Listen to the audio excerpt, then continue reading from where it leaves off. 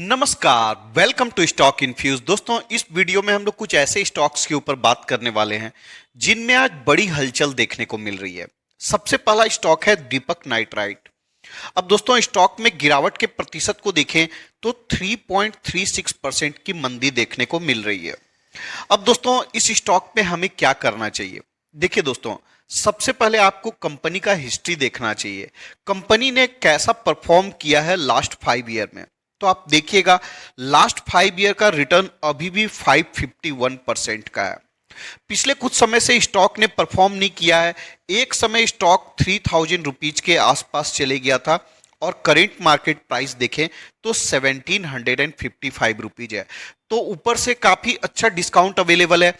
Discount को देखें तो 40% से भी ज्यादा का डिस्काउंट अवेलेबल है। अब दोस्तों, कंपनी के बारे में सभी को पता होगा। कंपनी सोडियम नाइट्राइट में मार्केट की लीडर है। 75% मार्केट शेयर इस कंपनी के पास है। अब दोस्तों, इस कंपनी का आज रिजल्ट आने वाला है और मार्केट को ऐसा लग रहा है कि रिजल्ट खराब आ सकता है। इसी के कारण कंपनी में पिटाई देखने को मिल रही है। लेकिन दोस्तों, जो भी प्रॉब्लम है, ये इन्फ्लेशन की वजह से हो सकता है कंपनी का ऑपरेटिंग प्रॉफिट मार्जिन गिर जाए। लेकिन ये सारा प्रॉब्लम शॉर्ट टर्म का है। अगर लॉन्ग टर्म में दिखेगा तो कंपनी ने अपने शेयर होल्डर को बहुत ही अच्छा रिटर्न प्रोवाइड किया है। मैक्स का रिटर्न देखिए, आप जब से कंपनी की लिस्टिंग हुई है, आप डेट को देखिए 2010, तब से कंपनी ने 9700% का रिटर्न प्रोवाइड किया। अगर सीएजीआर रिटर्न देखने जाएंगे, 50% से ऊपर का सीएजीआर रिटर्न है। आपको पैनिक सेलिंग नहीं करनी चाहिए इस स्टॉक में। स्टॉक को डेफिनेटली होल्ड किया जा सकता है। देखिए दोस्तों, कितनी भी अच्छी स्टॉक हो, अगर आप ऊपर के लेवल पर खरीदते हैं या फिर आप किसी भी प्राइस पर खरीदते हैं, वहां से स्टॉक की टूटने की संभावना रहती है।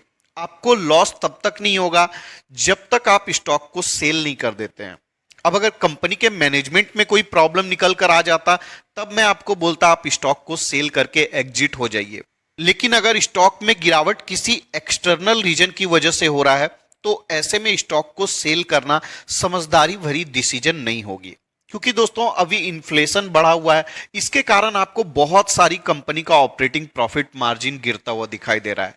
लेकिन क्या ये इन्फ्लेशन हमेशा के लिए रहेगा? नहीं दोस्तों, इन्फ्लेशन कम भी होगा, कंपनी का ऑपरेटिंग प्रॉफिट मार्जिन नॉर्मलाइज भी होगा और स्टॉक में तेजी भी आएगी। तो इस स्टॉक को डेफिनेटली होल्ड करिए। पैनिक सेलिंग बिल्कुल मत करिए। स्टॉक इन्वेस्टमेंट के लिए काफी अच्छी है। अब दूसरी कंपनी जिसको हम लोग डिस्कस करेंगे वो है टाटा स्टील। अब दोस्तों, इस कंपनी का रिजल्ट कल आ चुका है और स्टॉक में आप पिटाई देख सकते हैं। 5% की गिरावट है। बहुत ज्यादा गिरावट नहीं है। जिस तरीका का कंपनी का रिजल्ट आया दोस्तों, अगर आप रिजल्ट को देखिएगा तो कंपनी प्रॉफिट से सीधे लॉस में चली गई है। सेल्स को देखिए, 57,000 करोड़ का है, जो कि पिछले साल के इसी क्वार्टर में 60,000 करोड़ का था। तो सेल्स भी गिर गया है। ऑपरेटिंग प्रॉफिट मार्जिन को देखिए, 10% का है, जो कि पिछले साल के इसी क्वार्टर में 27% का था। नेट प्रॉफिट को देखिएगा, 2500 करोड़ का कंपनी को लॉस हो रहा है, जो कि पिछले साल के इसी क्वार्टर में 9500 करोड़ का प्रॉफिट हुआ था। अब दोस्तों, ये मेरे लिए कोई सरप्राइजिंग बात नहीं है, क्योंकि मैं इस कंपनी को काफी लंबे टाइम से नोटिस कर रहा हूं और ये कंपनी मेटल सेक्टर की है और मेटल सेक्टर अपने आप में साइक्लिकल सेक्टर है। अगर कंपनी के लॉन्ग टर्म हिस्ट्री को देखिएगा तो आपको हमेशा प्रॉफिट अप डाउन्स देखने को मिलेगा। 8000 करोड़ का प्रॉफिट था, घटकर 5000 करोड़ होता है। 7000 करोड़ का कंपनी को लॉस हो जाता है। उसके बाद कंपनी का प्रॉफिट 3600 करोड़ होता है। उसके बाद कंपनी को 3900 करोड़ का लॉस हो जाता है। लॉस घटकर 497 करोड़ का होता है। उसके बाद लॉस बढ़कर 4100 करोड़ का हो जाता है। उसके बाद देखिए, कंपनी 17,000 करोड़ का प्रॉफिट कमाती है। 9,000 करोड़ का प्रॉफिट हो जाता है घटकर। प्रॉफिट घटकर 9,000 करोड़ से मात्र 1100 करोड़ का रहता है।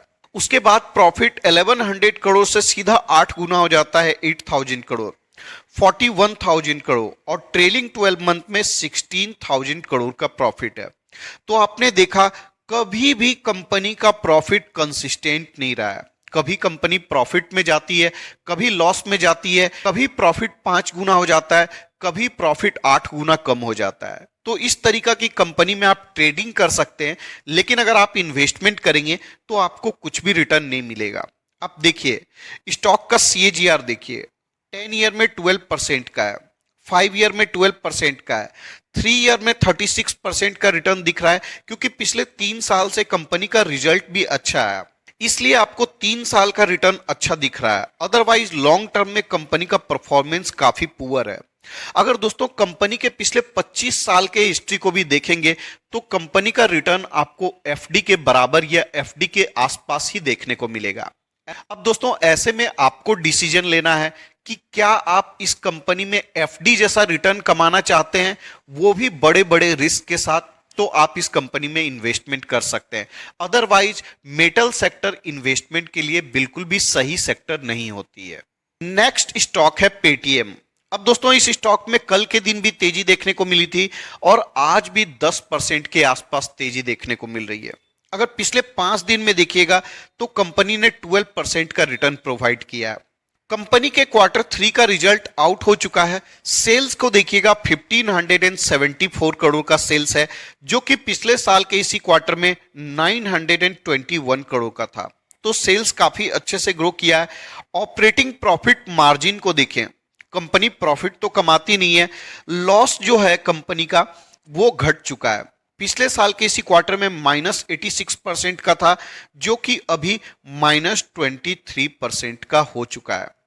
अब कंपनी के अगर प्रॉफिट को देखेंगे तो कंपनी प्रॉफिट तो कमाती नहीं है, लॉस मेकिंग कंपनी है। पिछले साल के इसी क्वार्टर में 780 करोड़ का लॉस था, जो लॉस अभी घटकर 436 करोड़ का हो चुका है। अब बात को समझिए दोस्तों, कंपनी में इन्वेस्टर इसी बात से खुश है कि कंपनी लॉस कम की है। अगर आज तक के हिस्ट्री को देखेंगे ईयर ऑन ईयर बेसिस में, तो कंपनी एक साल भी ऐसा नहीं गुजरा है जब कंपनी ने प्रॉफिट कमाया हो।